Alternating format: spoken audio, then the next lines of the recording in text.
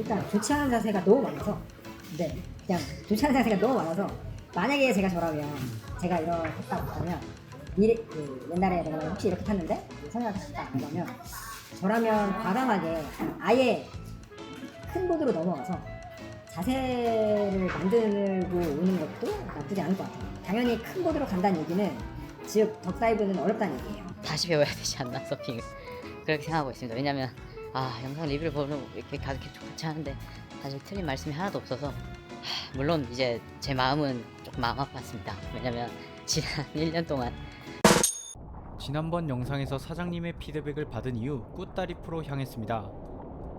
계속 사장님이 말씀하신 부분을 반영하려고 노력 중인데 항상 느끼지만 바다 위에 가면 생각대로 잘 안되는 듯합니다.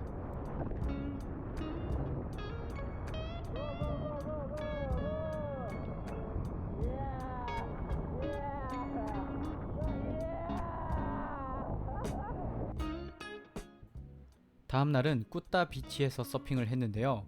이날은 파도에 길은 나지만 속도가 너무 빨라서 어떻게든 빠른 세션을 뚫고 가자는 마음으로 서핑을 했습니다. 하지만 역시 마음대로는 안 되었네요.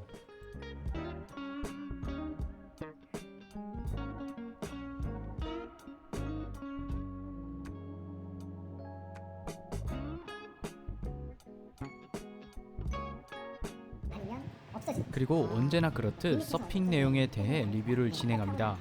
이게 뭐랄까 자기 서핑 영상을 혼자 보는 것과는 아예 다른 느낌입니다.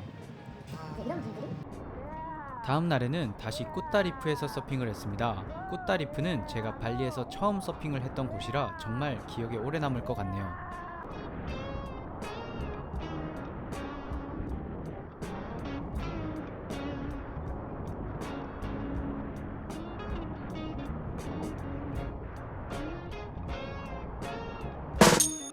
참 요거는 로컬 브랜드 보드인가요? 제가 만든 보드예요.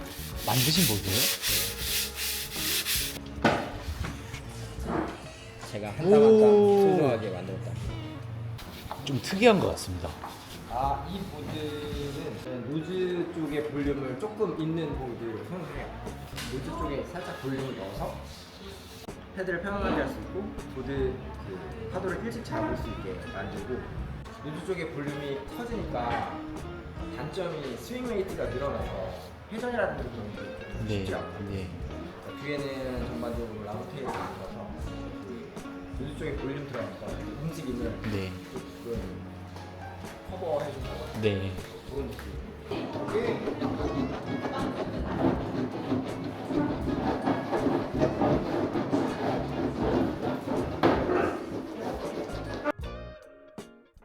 이날은 스랑 안에서 서핑을 했습니다. 그래도 뭔가 사장님이 말씀하신 내용을 반영하려고 하다 보니 라이딩 내용이 바뀌는 것을 느꼈는데요. 영상 마지막에 발리에서의 첫 서핑과 마지막 서핑을 비교해 보도록 하겠습니다. 끝까지 시청 부탁드립니다.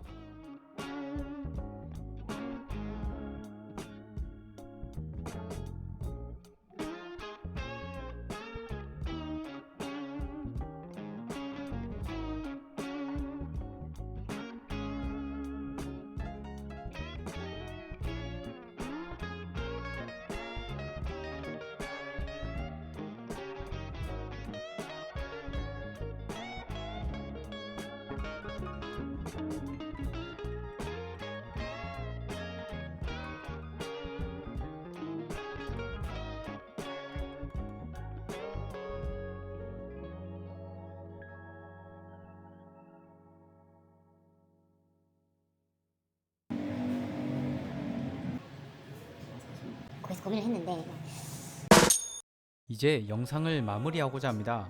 발리에 일주일 조금 넘는 짧은 일정으로 서핑을 하러 왔는데요.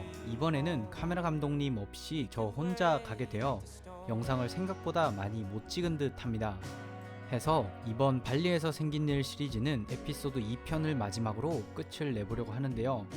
많은 에피소드를 만들지 못해 조금 아쉽긴 하지만 언젠가 다시 발리로 돌아갈 날을 기약하도록 하겠습니다. 지금 보시는 영상은 제가 발리에 온 후 사장님의 코칭 전 서핑 영상입니다. 테이크오프도 그렇지만 무엇보다 파도를 타는 느낌이 좀 없었던 것 같습니다. 파도의 면을 보지 못하는 것 뿐만 아니라 전반적으로 모든 자세가 불안정했었는데요. 코칭 이후에는 라이딩 자체가 많이 안정적이어졌습니다. 아무래도 테이크오프 자세는 원래 수정에 시간이 오래 걸려서 일주일 만에 바꾸긴 힘들었던 것 같습니다. 하지만 테이크오프 이외에 파도의 면을 보는 것이나 라이딩할 때 발의 모양 등 많이 개선됨을 느꼈습니다. 어떤가요? 여러분이 보시기에도 많이 개선이 된 것 같나요? 이게 원래 당사자는 작은 변화도 바로 인지를 하니 저는 정말 많이 개선된 것 같은데요. 여러분이 보시기에는 어떤지 모르겠습니다.